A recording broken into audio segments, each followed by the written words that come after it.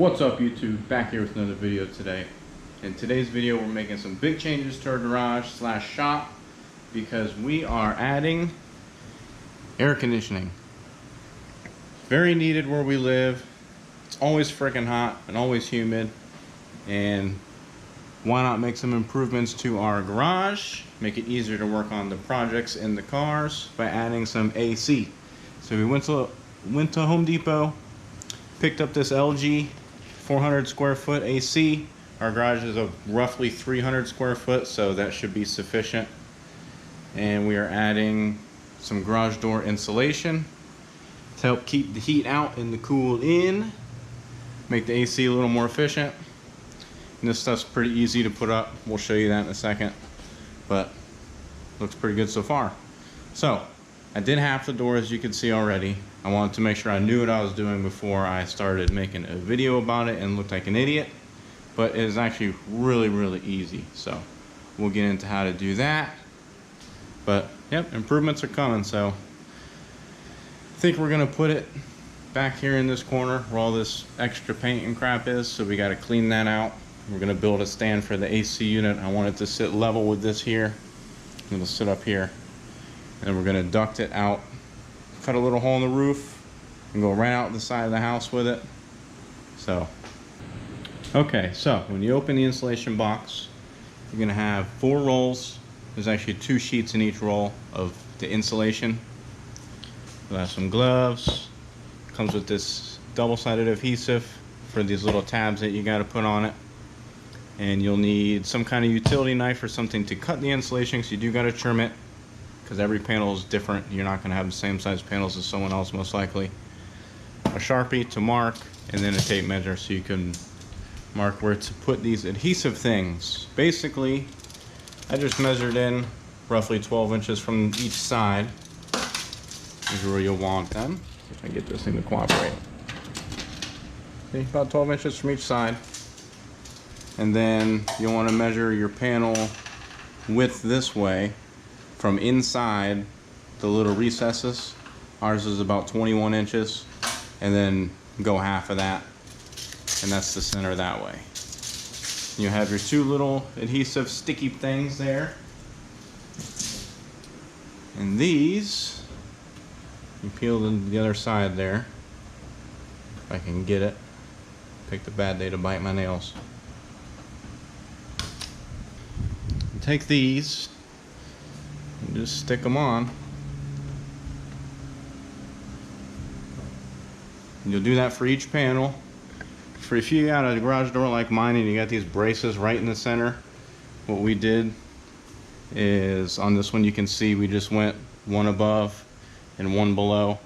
And all it is to keep this from sagging when your garage door's up, which our garage door also threw a curveball at us because you're supposed to tuck it in the sides, and there's nowhere to tuck it in on the sides on these posts here. So what we did for that is we just got some white duct tape, and we're just gonna put a piece of tape on the sides there to keep it from sagging down, and that should take care of that pretty easily, and it should look all right. Just get the same color, that way it doesn't stick out. But yeah, we're just gonna tape the sides, that way it doesn't sag. The little clips hold it in the middle. I mean, that's pretty much it, honestly. It's pretty easy. You'll just want to cut it about a 1/2 inch to 1 inch bigger than what you measure. You can measure from here to here and cut it 1 inch bigger. That way it's a snug fit. You kind of tuck it in. It's nice and snug and fluffy. You cut a little X in the insulation, push it over that clip, and then push another clip over that, and that's what holds it in. It's pretty simple. Took us 30 minutes to put up that side. So yeah, that's pretty much it. We're gonna go ahead and get to it.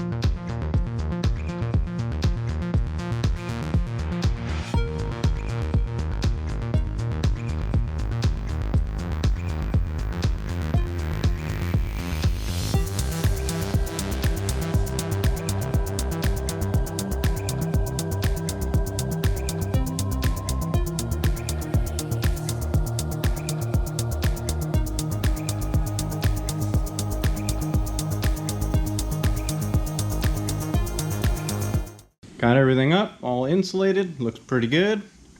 We ran some white tape down the sides to keep it from sagging since there's nothing to tuck it into. And it looks pretty clean, you can't really tell, it doesn't look tacky or anything, so it looks pretty good, came out nice. The only thing you want to be aware of is it does add quite a little bit of weight to the door. We noticed when we opened the garage door that the opener was kind of bogging down just a little bit. I don't think it's going to hurt anything, but only time will tell, so we'll see. We still have to install this guy, but another thing to look out for is when you buy one of these, if you have to turn it sideways to get it home, or if it ships, you have to stand it back up like this, upright, and then wait for 24 hours for the Freon to settle before you can turn it on. So we're going to let it sit there for a day or two while we clean up this corner, get that all situated. We might make a custom stand. I want it to be even with this surface here, but we might just kind of rig something up in the meantime just to get it working. Got to do the ducting, all that good stuff, but that's not going to be today. We're going to do that in another video because some rainstorms are coming and I wanted to get the MR2 out of the weather, so tucked it up in the garage, and that's going to be it for now as far as a garage project goes. We got almost all the parts done for the Lightning besides the air box. Don't know if I'm going to waste time painting it or not, honestly. I mean, it looks fine. Might just clean it up and just leave it the way it is for now. Alright, so Lightning parts. We are almost there. The only thing I have left that I really want to do is polish these fuel rails, just because there are like little rough spots and corrosion on there. And for that, I got some really fine steel wool. It's like the finest you can get at the local store. And I got some chrome polish that I'm going to use. Got some all metal polish that I was going to use on the aluminum here on this pulley, the auxiliary pulley. So I'm trying to polish that up a little bit. Basically, just got to polish that stuff up. The mid plate spacer looks really good with everything painted up black. I mean, it really blends in nice, which is exactly the look I was going for. It's not going to stick out or anything. It just blends right in, looks nice and clean. I painted the pulley bridge, the gunmetal that I like. Pretty much paint everything with that freaking color. I love it. And it just looks really clean. We repainted the elbow and the plenum. Same color, it was already gunmetal. We just touched it up because it had some little chip marks and whatnot in it, but it looks really good. Came out nice. I think you guys, I don't know if you've seen, but we went ahead and added gloss to the blower because the mat was just dirty. You could see everything. I mean, you touch it with your fingers and it left grease stains. So we did go ahead and gloss the blower. I think that came out really nice as well. I like it. Can't wait to get it on there. It's gonna pop. But so all that stuff's painted up and ready. You got the 10-pound lower pulley. We're putting back on there. I had to get a longer belt because with the mid plate spacer, it's gonna lift the blower up some. So you do need a longer belt. Hopefully the belt length is correct. According to my calculations, it is, but we'll see. Trying to think of what else I got that I haven't shown you guys. These dowel pins to locate everything. These little guys here. There's two for the turkey pan and then two for the intercooler, and it just kind of locates everything so there's no play. Well, since we're adding the spacer, we're too short, so I actually had to make some that came out really nice at the shop. I just took some round stock, turned it down on the lathe, drilled the middle out, and then put the slot in with a cutoff wheel, and it came out nice. So that's that. So we got our extra dowel pins. I went ahead and got this guy on the forums, makes a heater hose kit, and what it does is it hides your ugly big old heater hoses that are all in the way. And he custom makes these hoses to where everything is nicely tucked against the firewall and there's not all that extra ugly hose. Even has the restrictor in it and everything like the OEM ones do. So I will leave a link in the description for those if you're interested in getting those. I'm probably not going to have those put on with the motor just because I want to do a video of putting them on myself, like a little how-to, and show you guys how to do it, what's all included in the kit, and how it comes out and how it looks and everything.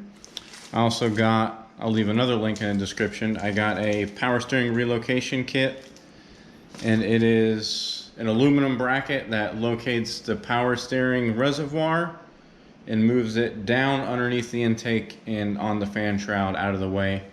And I think that'll clean up the engine bay rather nicely. That in combination with the heater hose kit and everything else we're doing, it should look really clean. So, pretty much just waiting on the motor. Everything's done.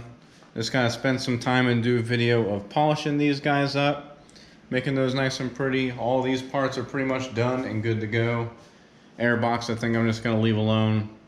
Might just clean it up a little bit. I mean, it just got some little scratches in it, but whatever. I don't know if I'm gonna waste time with it or not, but that's pretty much where we stand as far as the Lightning build goes, and that's also gonna be it for this video. So, if you liked it, make sure you smash that thumbs up button, click it, turn it blue, help out the video, help it rank good on YouTube. Make sure, if you haven't already, you go down and subscribe to the channel with the notifications on as well. Even though YouTube is broke and the notifications don't work for shit, click it anyways. It might work, just in case, whatever, just be prepared. Yeah, that's pretty much it, guys. We'll see you next time.